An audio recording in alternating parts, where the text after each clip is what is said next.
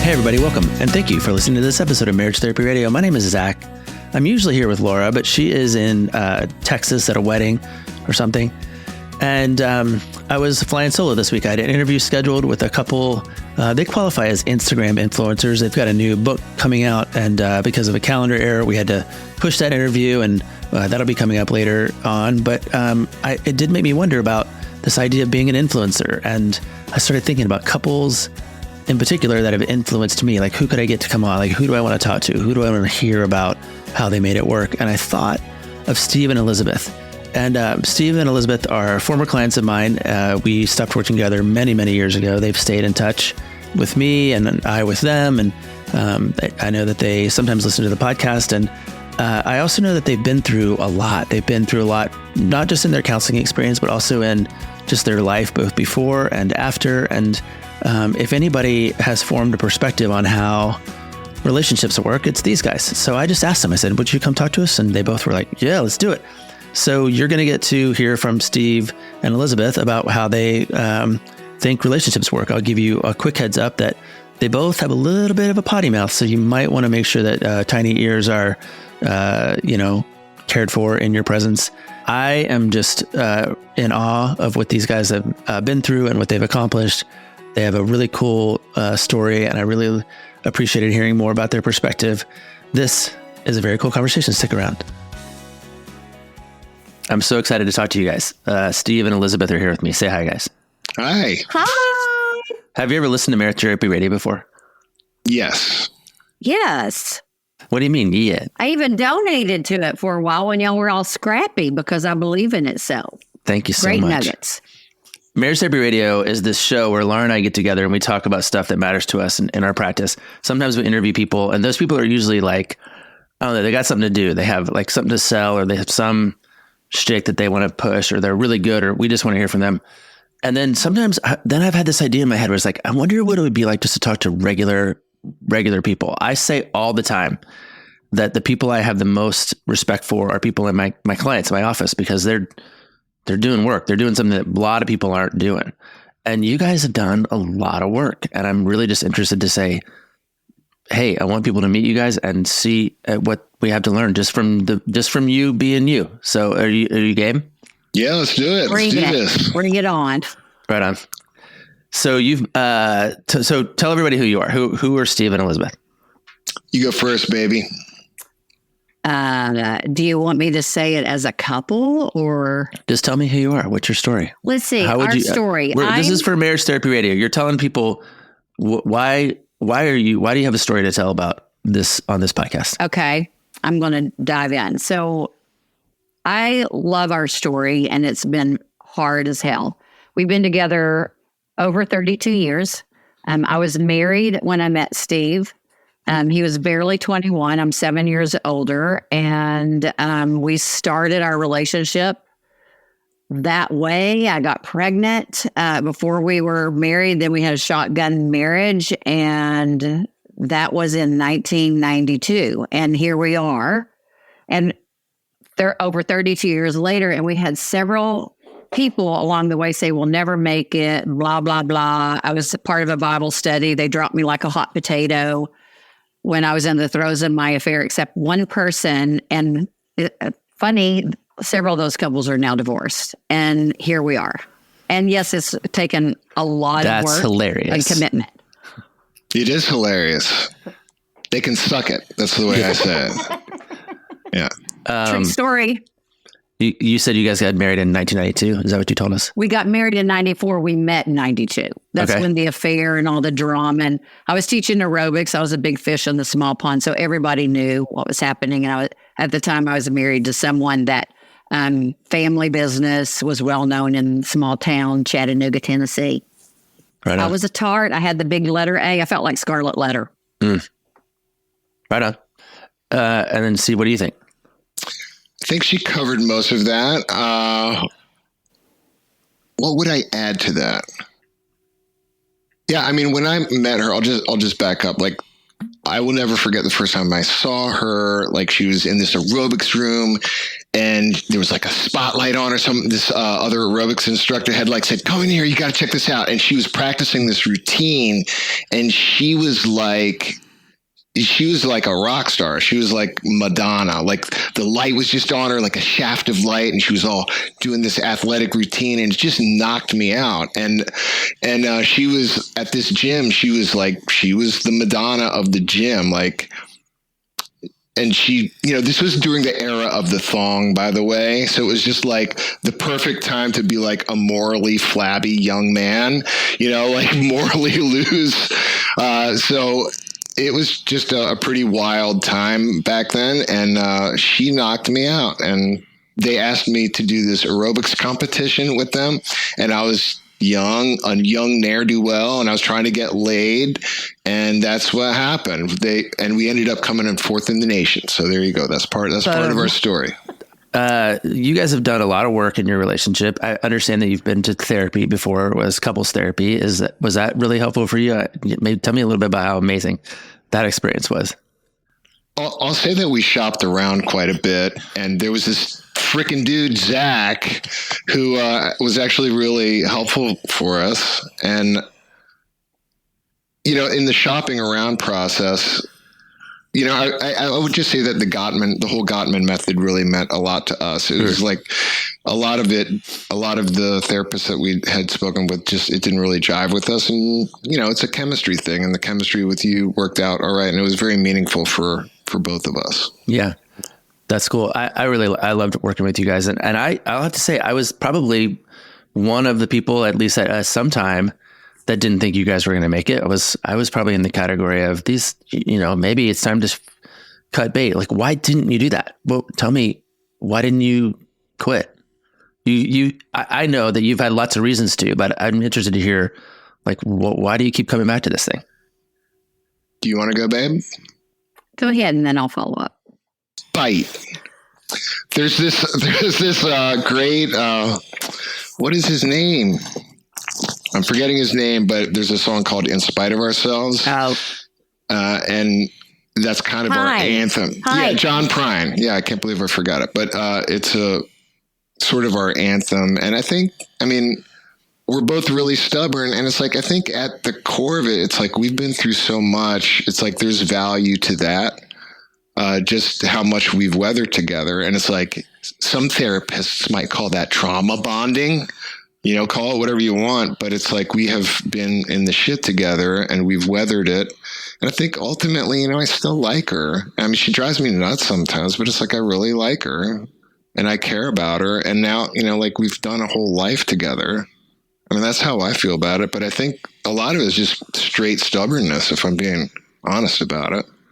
Well, and I'll add, and I'm so thankful, as empty nesters now, we have more bandwidth also. Like because I got pregnant and then we got married and kept having kids. So we had a lot of external squeezing happening while we're, trying to do life together. And the thing that I think about is there were times during our marriage, don't get us wrong, like one of us wanted out, but we never wanted it at the same time. And I really think had I had my own money, I probably would have gone out there.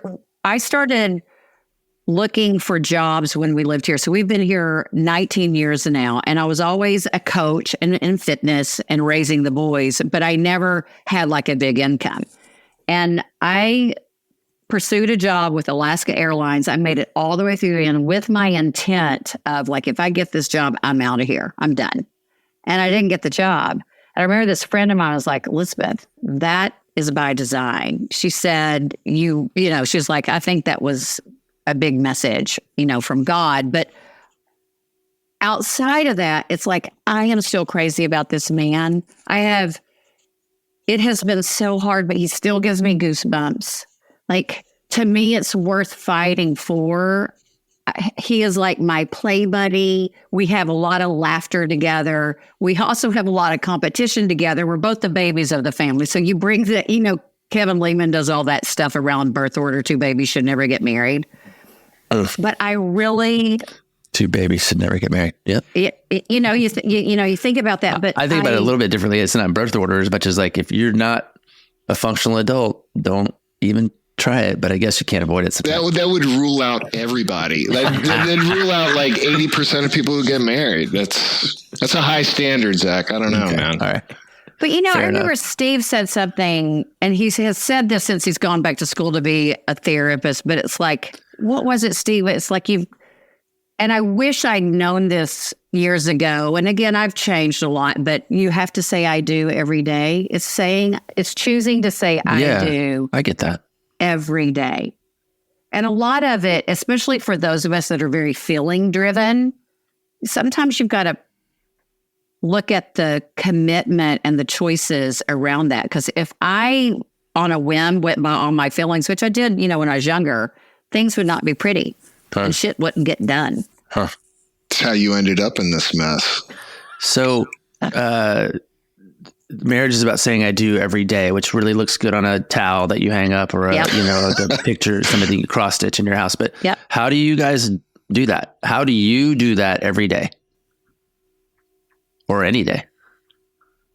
I don't know. I mean, I think we just, I think just for context, I would say like my parents argued like cats and dogs. Like it was a very highly volatile family. And it's like they stayed together till the end. I don't think that's necessarily the sign of a great, successful relationship, is just staying together, even if you're miserable. But I would just say that like, there's been enough fun along the way. It's like whatever the juice to squeeze ratio has been enough to make this tenable over the years. And it's like, I'll be blunt about this. Like, so last month we had like a real rough patch, right? It comes in waves. Like we go through these sort of periods, but it's like, I believe that it's kind of like, even if you're a healthy person, you're going to get the flu once in a while. You're still going to get the flu. Like I never feel like we've got cancer. Like it's like, we're sick. We're under the weather right now. Like, okay, we've got a bad flu right now, but I've seen us come out of that enough times to where it's like, it doesn't freak me out the way it used to. And I don't think it freaks her out the way it used to either. Like, and we've built up enough goodwill now. Like there's more. It's not like we have $3 in the love bank anymore.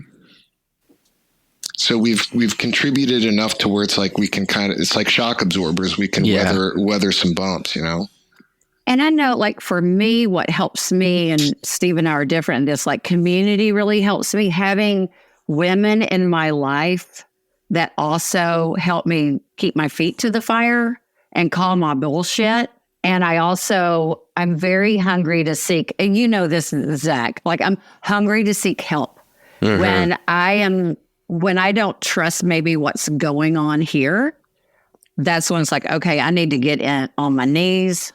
I need to seek some counseling, like just for me to put my mind right and try to discern how much of it is my shit because my bank or bandwidth is low and how much is him. And where I end and he starts instead of trying to keep it here.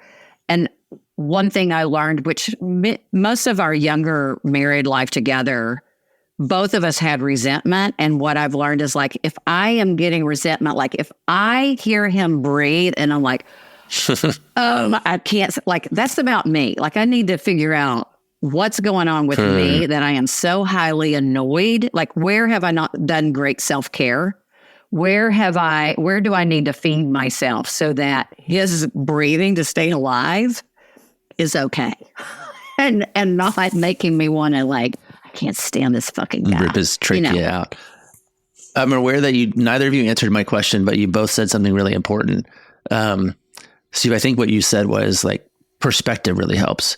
Really understanding that like maybe slow and steady wins the race, or that the hills and valleys, when they have kind of a larger geographical context, they're not as high or as low. Yeah. Yeah. And then there's a lot to that. Yeah. And then Elizabeth, you said that maybe the secret or maybe the way that you say I do every day is to take care of your own stuff, like to make sure that you're cleaning up your mess inside your house before you start walking around going, why is your place so messy? Mm-hmm. And that's been, I mean, I'll own it. Like that's been a big part of my focus most of our marriage. And it hasn't gone well. You mean cleaning up his house? Making sure, like focusing on his shit, like letting it become so annoying to me. This is kind of a cool analogy, but we started playing pickleball the end of last summer, and it's so much fun. You guys and he's don't better than me because he played tennis. We love it. We love it. Of course you do. And I want to be better than him because I've got issues. But anyway, I did this clinic about 3 weeks ago, and Mark Milner, and he's one of the best in the state of Washington, he was like, you don't want your partner cleaning up your messes.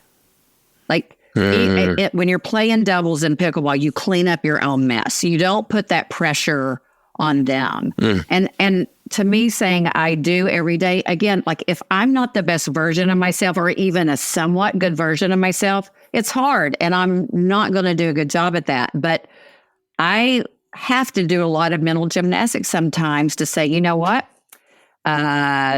This is what I have chosen to do.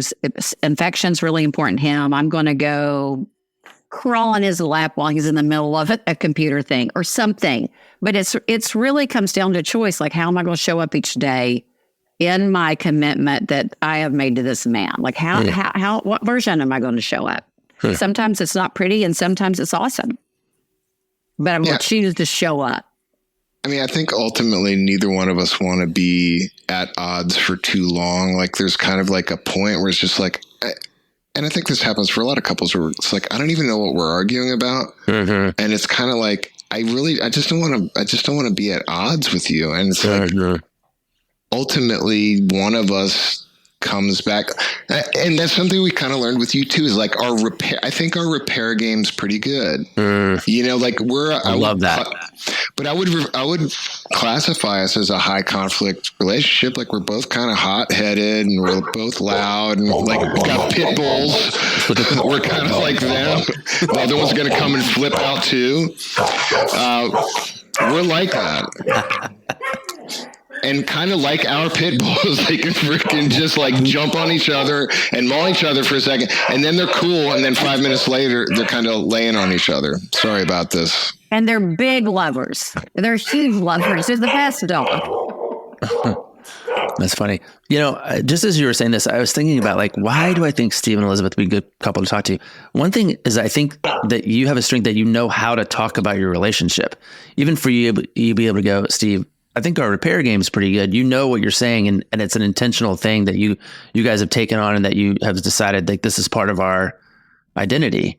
And so I think, one of my goals always for Marriage Therapy Radio is that people just have conversations they weren't otherwise having, or they go, I've never thought about it like that before. So I'm just glad that you guys, I don't know, have chosen to participate. And I want to know more. Like, I want to know, as you look back on your relationship and you think about like major pivots, and I don't even mean major pivots of drama or trauma, I just mean major pivots of learning. Like where were the moments or the kind of the 2 or 3 or the 1 or 2 key turning points of learning for you about what it meant to be in this relationship? I don't know. There have been several losses that just kind of like put things in perspective, like, and they're like, I think that's changed things. Like a lot of the stuff that I learned is like, she handles grief completely different. Like to me, grief is a metaphor for like how we approach things. It's like, it's almost like as individual as like a fingerprint, right? Sorry about the dog. This is like driving me nuts. Well, there's somebody at the door. I'm like, we never get people at the door. I'm like, what the hell? Hey, I don't know if you guys have heard, but I recently went to Ireland with my wife, Rebecca, on vacation. It was a great time. We had a wonderful time connecting. We spent a lot of time in the car, a lot of time in the hotel, a lot of time over meals, just talking about whatever. And when we got home, we realized that we were not connecting quite as much. So we were really happy to have discovered Paired. Paired is an app. You download it onto your phone. Rebecca has one. I have one. And then you pair it up with the people. And that's really clever name. And then every day you get questions and quizzes and games. And it helps you sort of stay connected and do a conversation. And listen, I have to confess that sometimes I think these things are cheesy and I don't want to rely on these kinds of tools, but it's actually been really clever and fun. And I've had to answer questions that I didn't actually know that I thought about. For example, one of the questions we got was, at a dinner party, would you rather sit across from or next to your partner? And Rebecca and I each had different answers, and and it flagged it for us and said, hey, maybe you want to talk about it. So we did. And we had this lovely conversation about how and why we like to sit where we do at a party. And it was actually quite cool. We get quizzes, we get games. I like the games part because it's kind of like a newlywed game kind of questions. She gets asked and you get asked, and if you get them right, you get them wrong, whatever. And then somebody wins and somebody loses, which of course I love because the competitor in me needs little bells and whistles. So what I'm saying is it's a very cool app that I'm really glad that I found. It's helped Rebecca and I stay connected. I know that Laura and Ryan are using it. And we're actually excited to see sort of how we graduate through some of the different quizzes. And if that's your jam, I invite you to check it out. Whether you're just a few dates in or you've been together for a really long time, it's time to lighten the mood and have fun with your partner using Paired. So head to paired.com/MTR to get a 7-day free trial and 25% off if you sign up for a subscription. Just head to paired.com/MTR to sign up today. Connect with your partner every day using Paired. A happier relationship starts here. Okay, welcome back to the show, everybody. I think we've successfully stowed the dogs. Is that a thing that happened? We'll see. No promises. I ask, when I'm first getting to know a couple and they come into my office, I start with the kind of a standard battery of questions. I want to know what brought them in there. What's their deal? Then I also want to know if they can look back, and this is the question that I'm asking you guys, if you can look back on the relationship and tell me about 1 or 2 or 3 pivot points. And, sometimes people go, oh, when we had a baby, everything changed. Of course it did. Or, oh, after the affair, everything changed. Yes, true. I'm looking for you, if you can look back at just maybe even subtle moments where you learned something or that you can call it a takeaway because of whatever happened at that moment. I guess I'm just interested to hear what takeaways you have. Maybe that's the question I'm looking for. I've got one on that. Is like when the kids finally left the house, like there was a moment where it's like, and we actually had this conversation. It's like, we don't have to do this anymore. Like we are here by choice. Like if we want to do this, like we need to, like, this is by choice now. Like this is no longer like duty keeping us together or anything like that. This is like by choice. So it's like, how do we want to do this? I don't know. That was a big shift I think. Yeah, I get that. And I've got some, and I think they line into this. One of the biggest for me, so again, a little background, like being raised in the South, in the Bible Belt, I had a lot of really ingrained messages around what marriage was supposed to be and biblically. Mm-hmm. And a lot of it did a lot of damage. But one of them, so when we got our divorce and we had moved from Chattanooga to Atlanta, so I had an older son, at the time when we met, he was about 14 months old, so he was a baby. We moved to Atlanta and he was so stifled in his career, but I wouldn't move. I wouldn't even have a conversation about it because I felt so guilty about divorcing David's dad. And I remember going to this women's conference. And so Steve was miserable. And I went to this women's conference and it was Jan and I asked Sylvius, and I asked her because I felt guilty about it, but I also felt more guilty about what I'd done to David. And I talked to her and I said, my husband wants to move. He wants to get a job in another town. I said, I don't know what to do. She's like, you honor your husband. And I was like, but David's dad's, and she's like, you honor your husband. And I was so convicted about that. I just bawled and I went home after that. And I told Steve, it's like, okay, you want to move? Let's move. And lo and behold, if he didn't get a job like that to Seattle, we moved. And then another thing that was small and influential, when we were younger, we hung around couples that and I know you know these couples, they create humor on each other, and it's very condescending, and it's real easy to start taking part in that because they're digging at each other for a laugh, or it's so degrading. And we would find when we hung out with this one particular couple, we kind of started doing that too. And I brought it to Steve's attention. It's like, do you notice that's what we do? Who's like, yeah, I don't like it. Now I'm hypersensitive when I see other couples use each other as to one up or for a joke. That was a big pivot for me. And then I'd say most recently is really understanding, and maybe cancer has helped this too, but at the end of the day, what really matters? Like so many of our younger years, and even when we were seeing you, like I put so much energy and effort on shit. At the end of the day, doesn't matter. You know, like like I need to fight for Steve instead of against him. Like fight for us instead of against us. And so much I fought against us. Do you think? So I just turned 50 this year, and I feel like I'm officially a grown up now. And I've been asking all these questions, like, what do I wish I knew then that I know now? You know, but then I have to face this other question, which is, I think even if somebody told me that, and they probably did, I wasn't ready to hear it anyway. Yeah. But what do you think? Like, if you could go back in time and talk to young you guys, like yourselves as a couple, like you just sort of, I don't know, time travel is real, and you walk in and you sit down at a coffee shop or something and you're just talking to them. What would you tell them? I think that's a tough one for me because it's like, I think so much of our conflict as a couple was situational.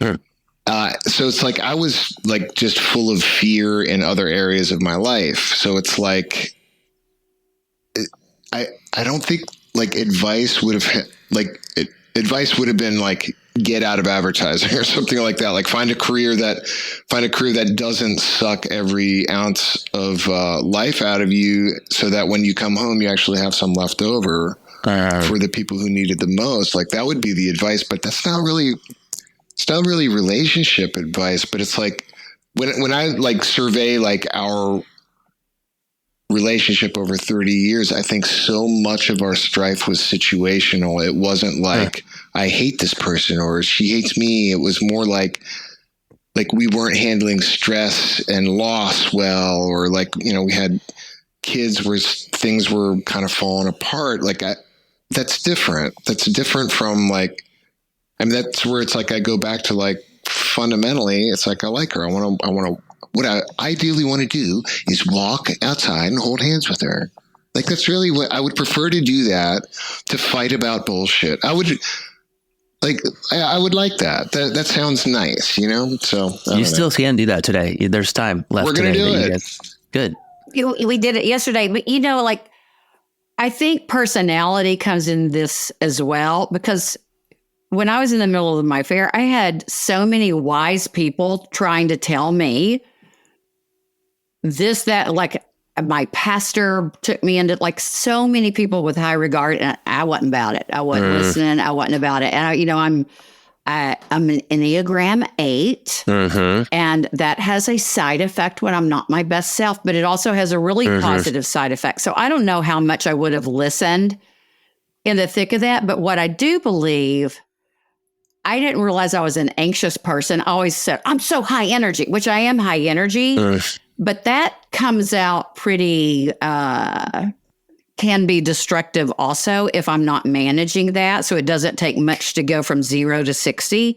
So I wish I had understood physically and neurologically some of the stuff that was going on with me, so that maybe I could have been in a more downregulated system, which would have helped me not overreact or go 0 to 60 because of just the way that I show up in life. And again, there's perks to that, and there's a great benefit of that, but there's also a side effect that maybe I could have managed. And I will say, I love having sex with this man. Like, that was how we started. And that has been like the biggest glue in our relationship. That's like play. So that has really, really helped in having a partner who's adventurous and digs me. Like, I can tell he still gets butterflies at me too. And that, as a woman, like, I like that a lot. And I know he feels that way about me, but I don't know how much I would have listened about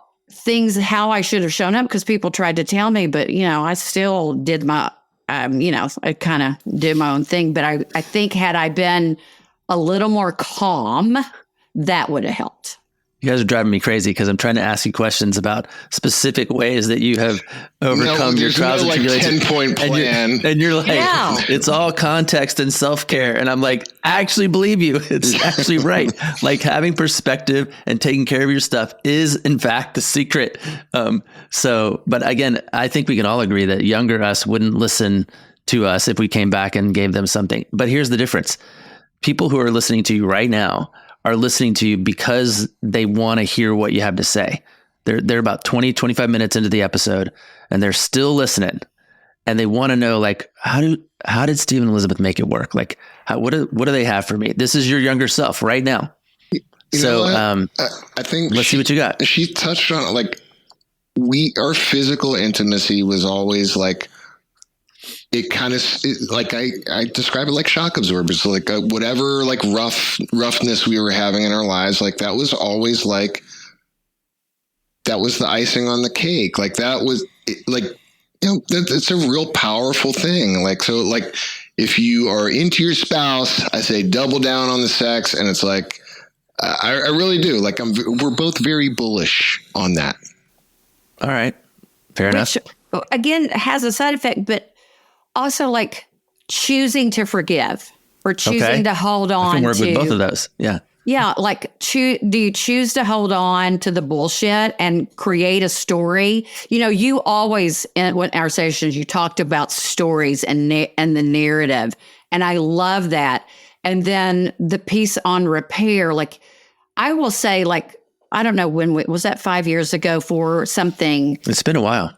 But that was a big shift for us, is leaving the fight and then focusing on the repair, because we're going to fight again. But how do we come back together? How do we minimize that? Like, that is a huge gift that you gave us that we have and do focus on and implement, that has changed our relationship for the better in the last several years. I've got another specific one. And this was also something that you gave us. So, like, I was always really good at, like, fuck this, I'm out of here, and, like, slamming the door and just leaving. Yeah, I remember. And you, yeah. So, all right, but, like, just to dive deeper into that, my wife would call me "Gotta Leave Steve." Like, that was like the thing. So it's like, that would always send to her the message that I was abandoning her, and then that would get this whole, like, one of us chasing, one of us running, like, we're like. It's like a seesaw where there was always one up, one down. And you brought it up where it's like, we had to do the promise. I had to do the promise of return. So when we got into a conflict and I got escalated, I got elevated, I would be like, okay, I need, like, an hour away and I want to have this conversation later. I'm going to return. Like, and that one thing, I think that made a huge difference. I don't know if you felt that, Elizabeth, but what do you think? Mm-hmm.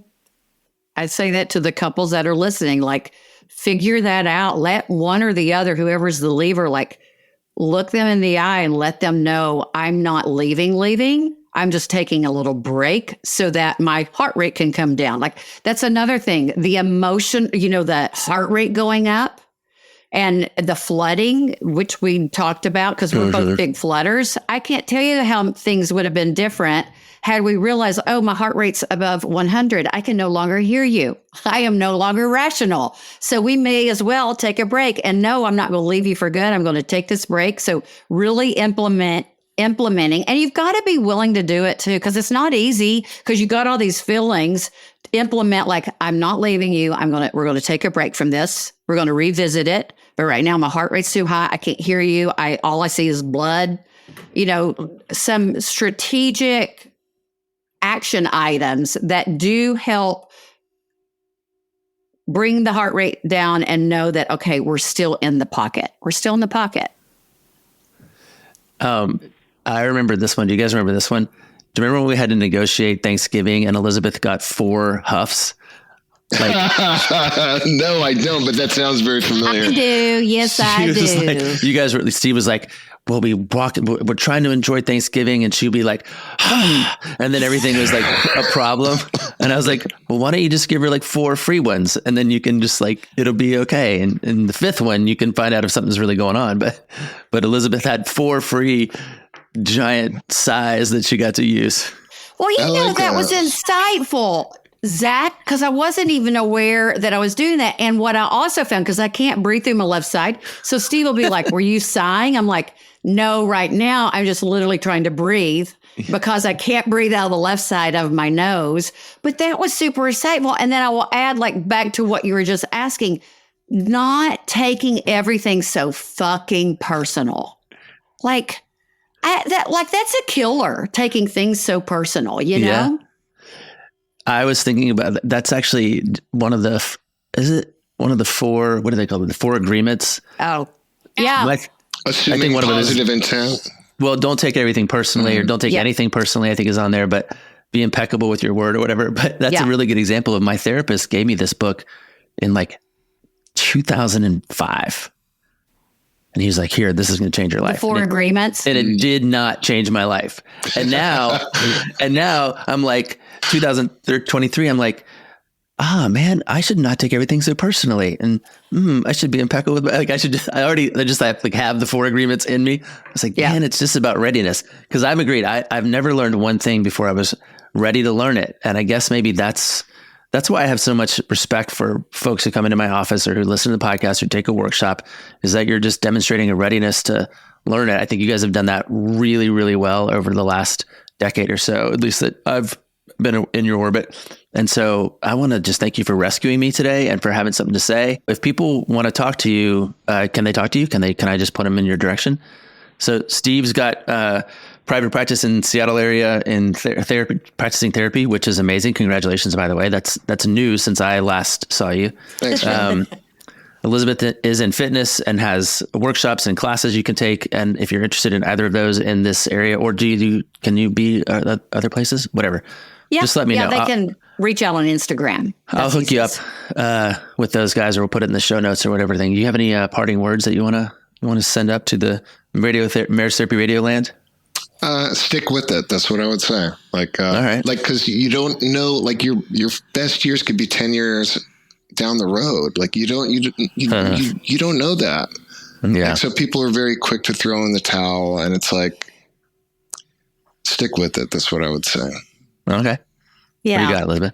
And I'll go back to, like, you were the last counselor that we saw, and we saw a shit ton along our 32 years. Mm-hmm. And finding the right counselor that sees you and understands you as 2 unique individuals and trying to come together and being willing to listen and maybe apply some action items, like, because it is a relationship thing. So I really give a huge kudos and appreciation to you, because you thanks. were our final shift, not, at least today, in moving us in a much better direction. And I think if there's the reason why you got together, if there's enough in there that why you got together, is it worth fighting for, then fucking fight for it. Right on.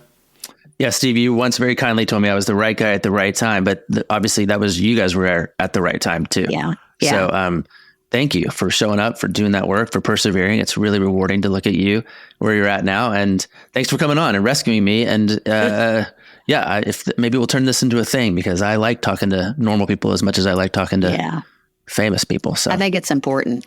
Right on. There you go. Thank you, Zach. Thanks, Zach. So there you have it. That's Steve and Elizabeth. They are good people. I'm really glad they came on and wanted to talk to us.